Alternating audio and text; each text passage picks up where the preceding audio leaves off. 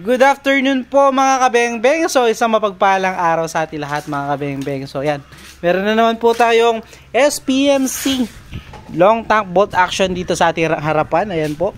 So ito po ay unit ni Sir Ferdy Balansi ng Kalinga. So pangalawang order niyo po ito. Salamat sir sa tiwala sir.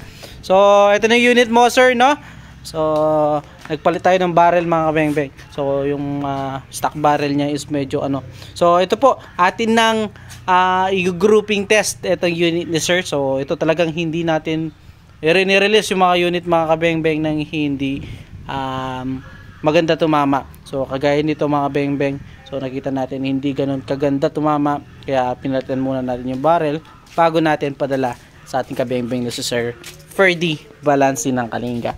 Salamat po. So naka 24 inches long barrel pa rin po. At long tank po siya.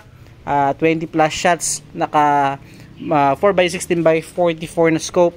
2 cock po. And also yan. Bolt action po. Ne? So ito po. Subukan natin mga kabengbeng. Grouping test na po natin. Sa 18 meters mga kabengbeng. Ilalagay ko na po yung ating side cam mount. So ito na po. Sir Ferdy Balansi ng Kalinga. So ito po, grouping test na po natin.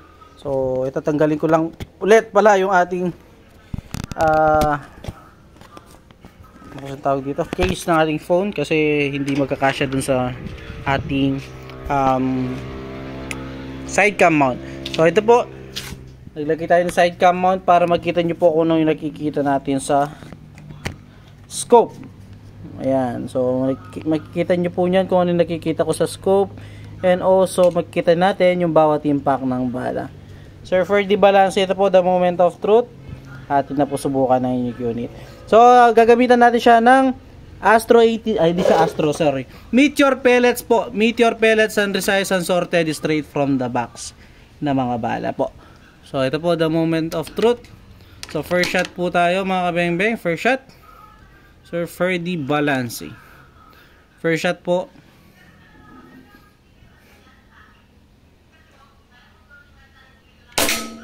Ayan, 0 na 0 na sir. Second shot. Napakagandang, sorry, nabitawan natin bolt. Napakagandang tumama po. Pangatlo.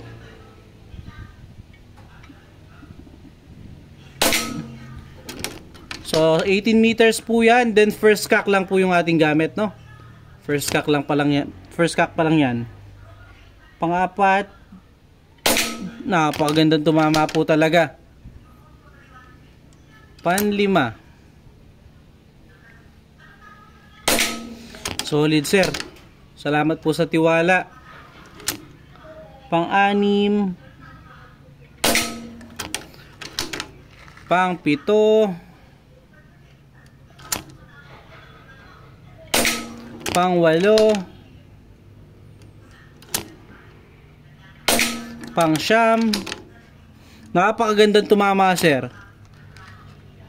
At pang-sampu. So ayan po, ganyan po ka-quality yung ating mga units. Talagang hindi natin papakawalan yan mga kabengbeng kung hindi ganyan din tumama ang ating mga units. 10 shots po. Ayan, napakaganda. One hole mga kabengbeng. Napakaganda tumama ng unit mo Sir Ferdy. So ito po atin nang lapitan itong ating naging grouping test. Nakita nyo naman po wala pong daya, straight from the scope, straight from the camera mga kabengbeng. Ginamit natin bala is Meteor pellets, unresized and sorted straight from the box ng mga bala. So yun po, salamat sa tiwala sir. So puntahan natin yung ating naging groupings.